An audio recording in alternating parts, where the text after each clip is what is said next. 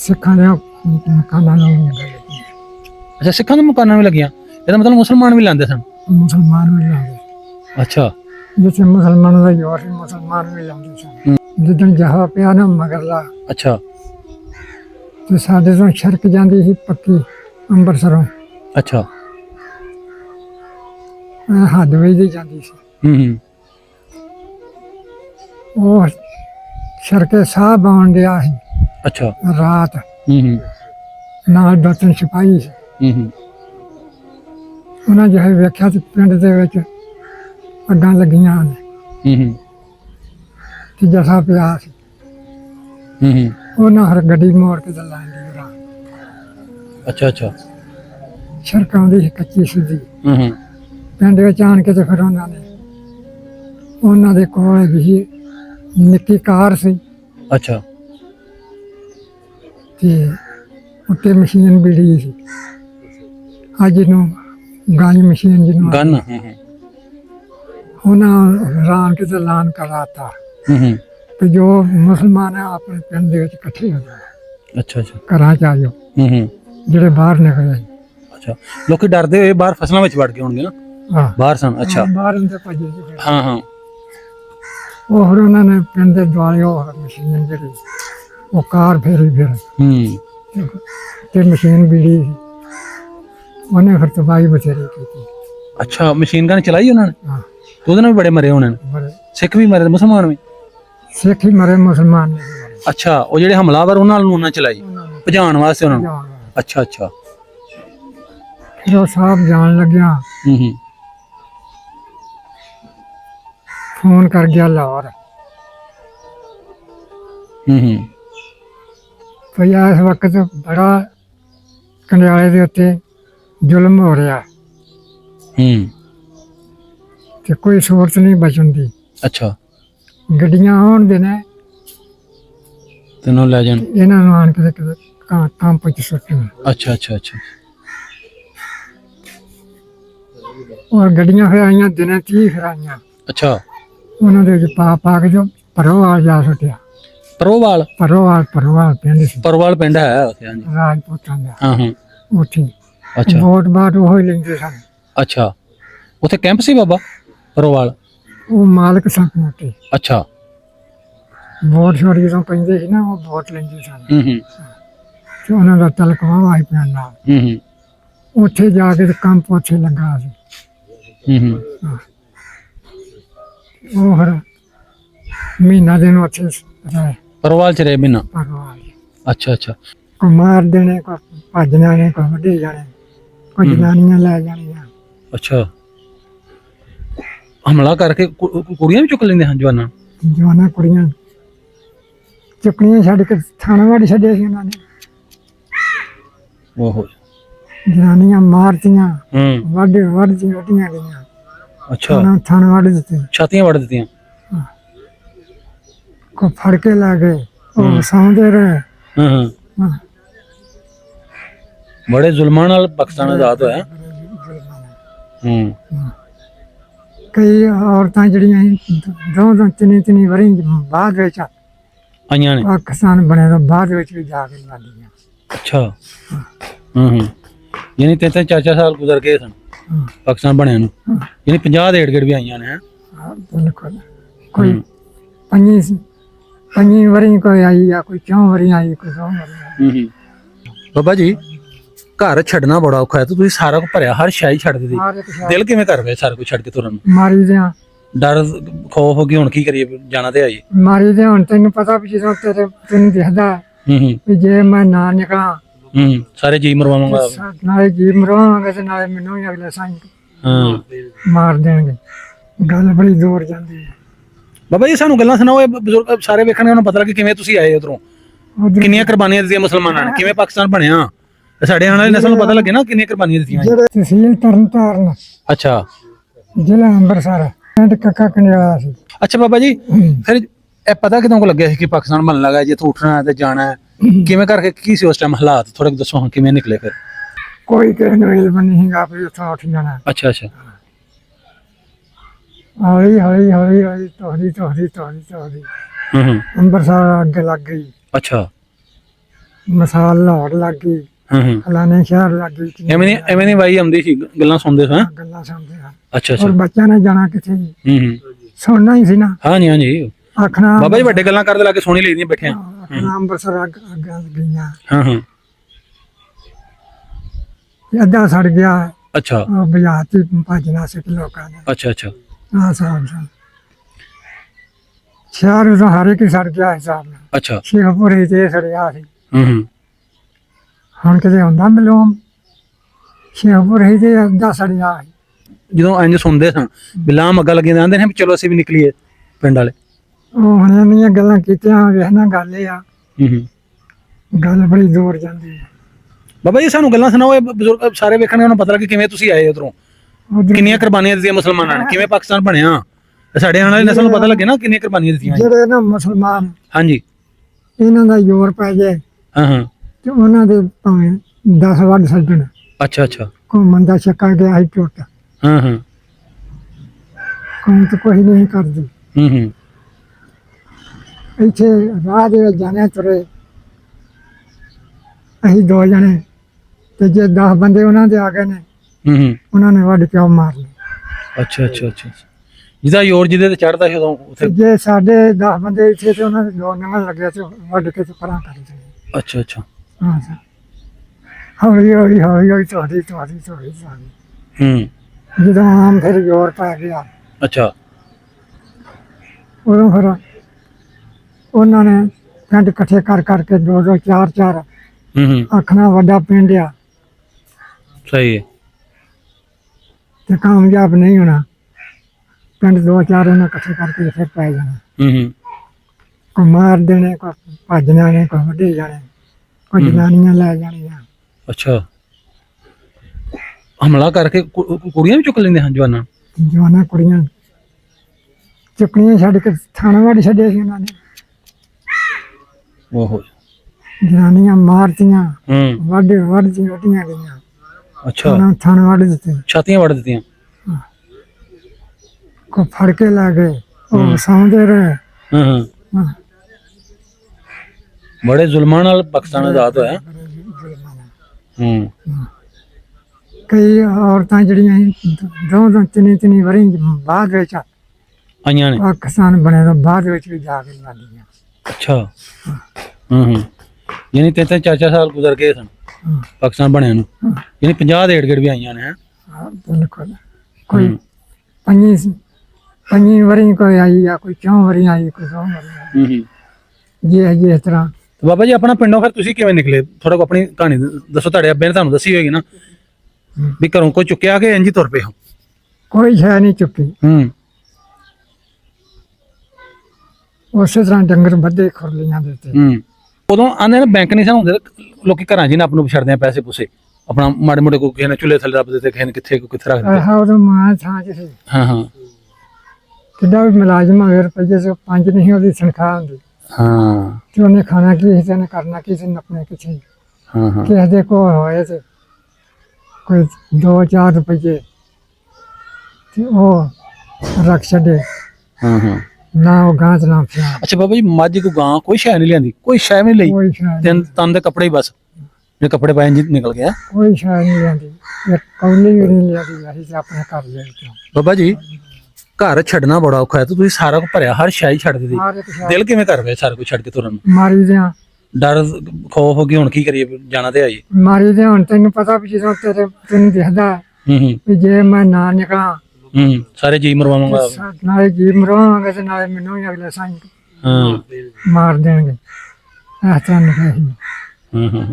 ਬਾਬਾ ਜੀ ਪੈਦਲ ਨਿਕਲੇ, ਕੋਈ ਆਪਣਾ ਗੱਡਾ ਵੀ ਆਇਆ ਸੀ ਕਿ ਨਹੀਂ?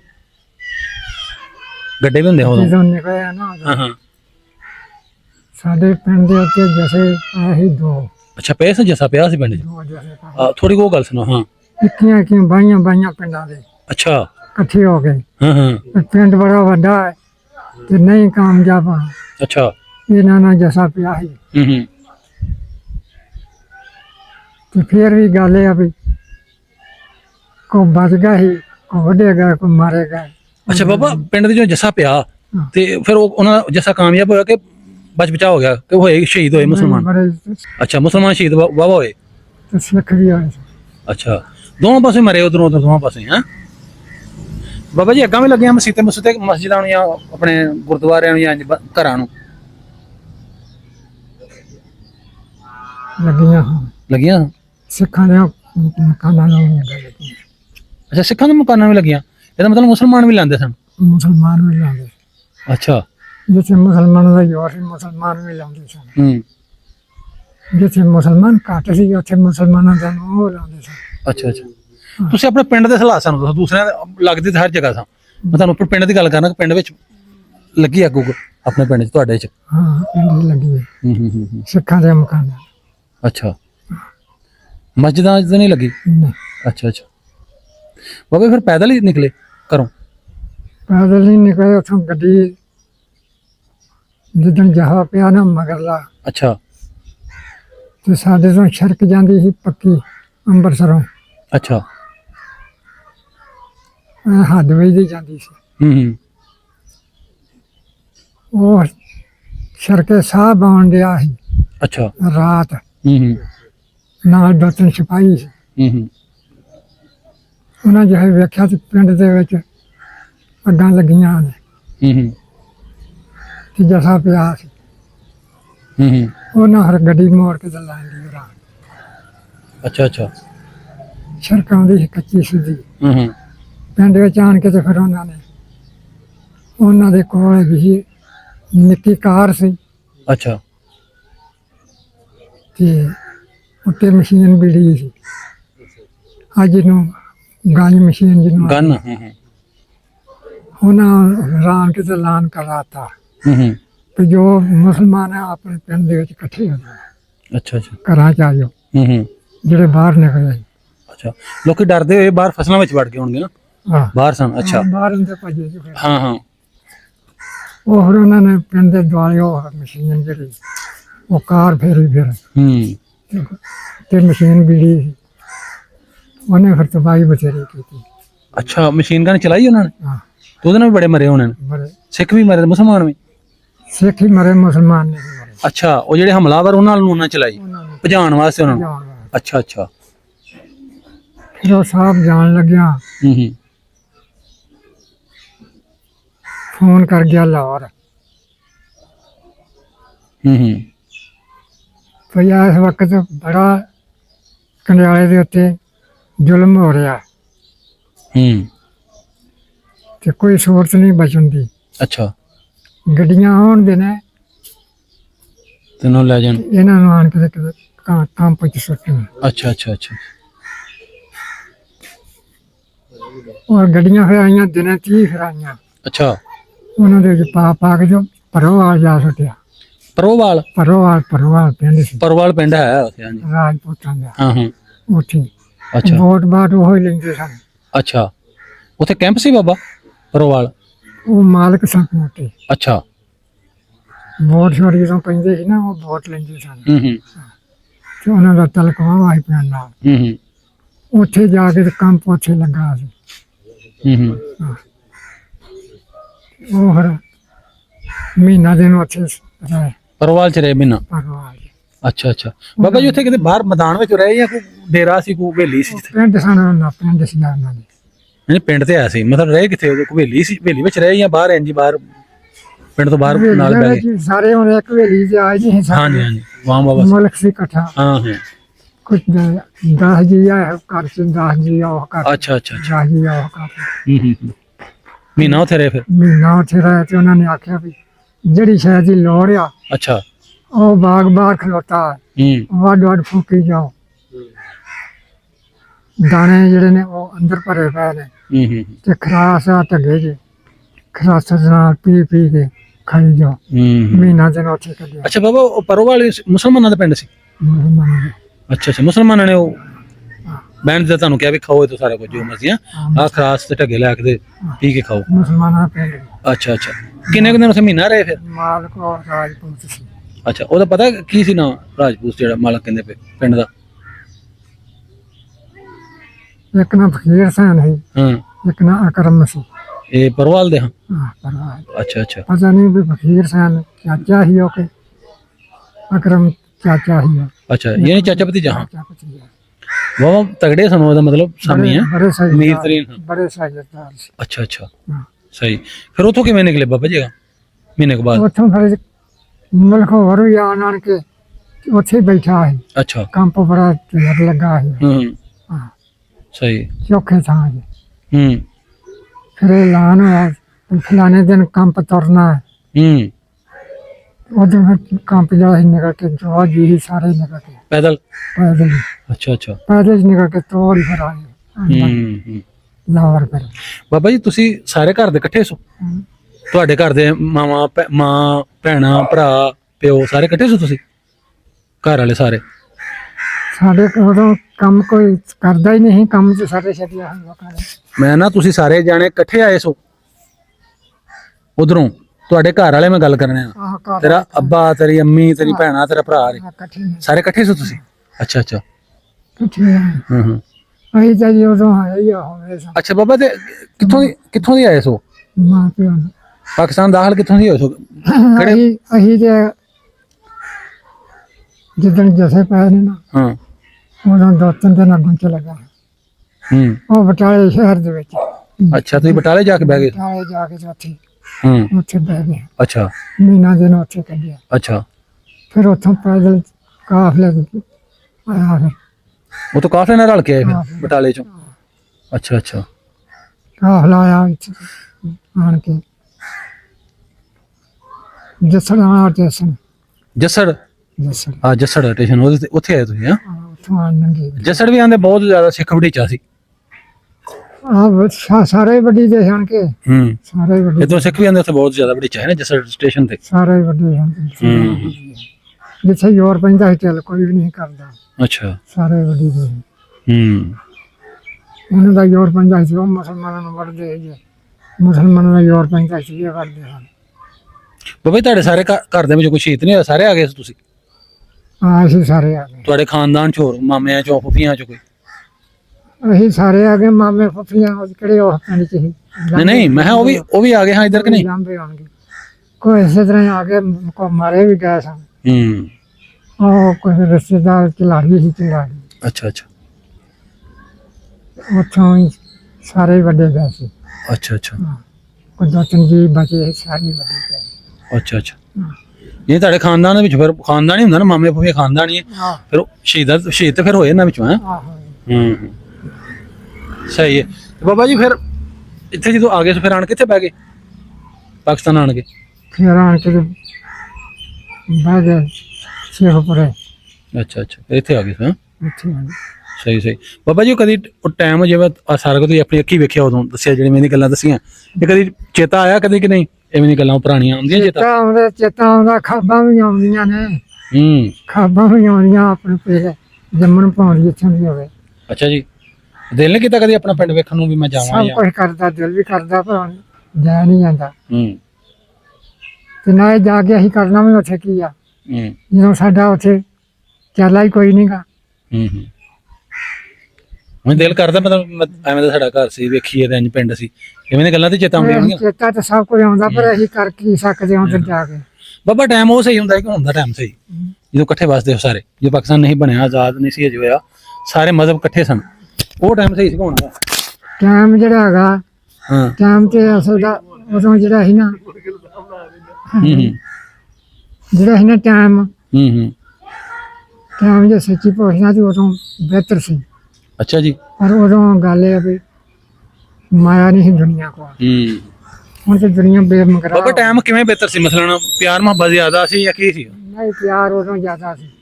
ਤੁਸੀਂ ਮੇਰੇ ਨਾਲ ਧਿਆਨ ਰਖਵਾਉਣ ਦੇ ਵਾਮ ਨਹੀਂ ਉਦੋਂ ਉਦੋਂ ਪਿਆਰ ਜ਼ਿਆਦਾ ਸੀ ਹੁਣ ਪਿਆਰ ਕੋਈ ਨਹੀਂ। ਅੱਛਾ ਅੱਛਾ। ਹੁਣ ਕਰੋਧ ਜ਼ਿਆਦਾ। ਅੱਛਾ ਅੱਛਾ। ਬਾਬਾ ਜੀ ਉਂਝ ਵੱਡਿਆਂ ਦਾ ਹਯਾ ਕਿਵੇਂ ਦਾ ਸੀ ਉਦੋਂ? ਹੁਣ ਜਿਵੇਂ ਸਾਡੇ ਬੱਚੇ ਕਰਦੇ ਇੰਜ ਸੀ ਕਿ ਤੁਸੀਂ ਜ਼ਿਆਦਾ ਕਰਦੇ ਹੋ? ਵੱਡਿਆਂ ਦਾ ਹਿਜਾਬ ਬੜਾ ਸੀ। ਹਾਂ। ਥੋੜੇ ਜਿੱਦਾਂ ਕੋਈ ਨਜਾਇਜ਼ ਨਹੀਂ ਬੋਲਦਾ। ਹਾਂ ਜੇ ਨਜਾਇਜ਼ ਬੋਲੇ ਤਾਂ ਤੂੰ ਆਖਣਾ ਓਏ ਖਲੋਏ ਕੌਣ ਹੋਵੇਂ ਤੂੰ ਇਹਨੂੰ ਬਾਬੇ ਨੂੰ ਵਾਧੂ ਗੱਲ ਆਖਣੀ। ਇਹ ਜਿਹੀਆਂ ਗੱਲਾਂ ਤੇ ਹੁਣ ਉਹ ਗੱਲ ਹੀ ਨਹੀਂ। ਹੁਣ ਬਾਬਿਆਂ ਦਾ ਕੋਈ ਨਹੀਂ ਕਦਰ ਕਰਦੇ ਬੱਚੇ? ਬਾਬਿਆਂ ਨੂੰ ਖੇਡਾਂ ਕਰਦੇ ਨੇ ਬਾਬਿਆਂ ਨੂੰ। ਹਾਂ। ਹੁਣ ਕੌਣ ਕਰਦਾ? ਹੁਣ ਸਭ ਬਾਬਿਆਂ ਨੂੰ ਖੇਡਾਂ ਕਰਦੇ ਆ। ਬਾਬਾ ਵੇਖ ਨਾ ਕਿਸ ਤਰ੍ਹਾਂ ਕੁੱਬਾ ਕੇ ਚੱਲਦਾ। ਹਾਂ ਹਾਂ ਸਹੀ ਹੈ। ਗੱਲਾਂ ਸੁਣ ਬਾਬਾ ਜੀ ਤੁਸੀਂ ਵੀ ਇੰਜ ਕਹਿੰਦੇ ਕਰਦੇ ਹੁੰਦੇ ਹੋ ਕਿ ਨਹੀਂ ਉਦੋਂ ਜਿਵੇਂ ਹੁਣ ਤੁਸੀਂ ਆ ਗੱਲਾਂ ਨਹੀਂ ਅਸੀਂ ਉਦੋਂ ਨਹੀਂ ਕਰਦੇ ਵੱਡਿਆਂ ਨੇ ਹੋ ਕਰਦੇ ਸੀ ਆ ਕਰਦੇ ਇਹੋ ਜਿਹਾ ਯਾਰ ਨਹੀਂ ਬੇਹਯਾਈ ਨਹੀਂ ਹੈਗੀ ਹੂੰ ਬਿਲਕੁਲ ਯਾਨੀ ਅਦਬ ਕਰਦੇ ਹੋ ਵੱਡਿਆਂ ਦਾ ਹੁਣ ਜਿਹੜਾ ਹੁਣ ਬਹੁਤੀ ਬੇਹਯਾਈ ਤੇ ਹੁਣ ਦੇ ਬੱਚਿਆਂ ਨੂੰ ਕੋਈ ਕਹਿਣਾ ਚਾਹੋ ਤੁਸੀਂ ਹੁਣ ਵਾਲੇ ਜਿਹੜੇ ਨਵੇਂ ਬੱਚੇ ਨੇ ਜਨਰੇਸ਼ਨ ਇਹਨਾਂ ਨੂੰ ਕੁਝ ਕਹਿਣਾ ਚਾਹੋ ਠੀਕ ਹੈ ਇਹਨਾਂ ਨੂੰ ਕਹਿਣਾ ਇਹਨਾਂ ਕੋਲ ਹਦਾਇਤ ਦਿਓ ਕਰੋ ਵੀ ਵੱਡਿਆਂ ਦਾ ਯਾ ਕਰੇ ਕੋਈ 4 ਦਿਨ ਅਸੀਂ ਤੁਹਾਡੇ ਕੋਲ ਆਏ ਸਾਡੇ ਲਾਗੇ ਬਹੁਤ ਤੁਹਾਨੂੰ ਕੋਈ ਅਕਲ ਆਵੇ ਤੁਹਾਨੂੰ ਪਤਾ ਲੱਗੇ ਕਿਵੇਂ ਰਹਿਣਾ ਕਿਵੇਂ ਬਸਣਾ ਕੀ ਪੰਜਾਬ 'ਚ ਸਾਡਾ ਦਾਇਤ ਕਰਦਾ ਹੈ ਮਾਂ ਪਿਓ ਦੂਸਰਾ ਕਰੇ ਤੇ ਹਜੇ ਤੂੰ ਕੌਣ ਹੋਵੇਂ ਉਹ ਗੱਲ ਕਰਨਾ ਨਹੀਂ ਬਾਬਾ ਜੀ ਸੁਣਦੇ ਹੀ ਨੇ ਕਿ ਸਾਰੇ ਇੱਕੋ ਜਿਹੇ ਨਹੀਂ ਹੁੰਦੇ ਹਾਂ ਆਖ ਦਿੰਦੇ ਨੇ ਤੂੰ ਕੌਣ ਹੋਵੇਂ ਮੇਰੇ ਬੱਚੇ ਨੂੰ ਝਿੜਕਣਾ ਇਹਦੇ ਤਾਂ ਕੋਈ ਨਹੀਂ ਕਹਿੰਦਾ ਕੋਈ ਤਾਂ ਕਰੋ ਬਿੰਦਾ ਪਿਆ ਵੀਡੀਓ ਵੇਖ ਕੇ ਸਾਨੂੰ ਗਾਲਾਂ ਕੱਢਣ ਦਿਓ ਤੇ ਝਿੜਕਣ ਤੋਂ ਬਿਨਾ ਸਮਝਦਾ ਕੋਈ ਨਹੀਂ ਹੂੰ ਇਸੇ ਤਰ੍ਹਾਂ ਹੀ ਹੈ ਨਾ ਬੱਚਾ ਹੋਵੇ ਭਾਵੇਂ ਨਿਆਣਾ ਹੋਵੇ ਸਿਆਣਾ ਹੋਵੇ ਹੂੰ ਸਮਝਾਉਣ ਦਾ ਹੱਕ ਹੁੰਦਾ ਮਾਂ ਪਿਓ ਦਾ ਸਹੀ ਮਾਂ ਚਲੋ ਬਾਬਾ ਜੀ ਮਿਹਰਬਾਨੀ ਤੁਹਾਡੀ ਹਾਂ ਤੁਸੀਂ ਸਾਨੂੰ ਗੱਲਾਂ ਜਿਹੜੀਆਂ ਚਲੋ ਚੇਤਾ ਸੁਣਾਈਆਂ